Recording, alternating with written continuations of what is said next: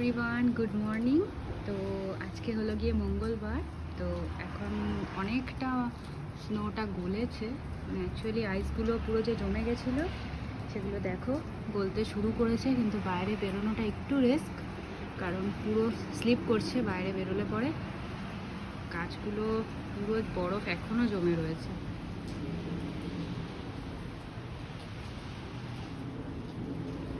এখন আছে -13। দেখা যাক কবে ঠিক হয় এই সিচুয়েশন।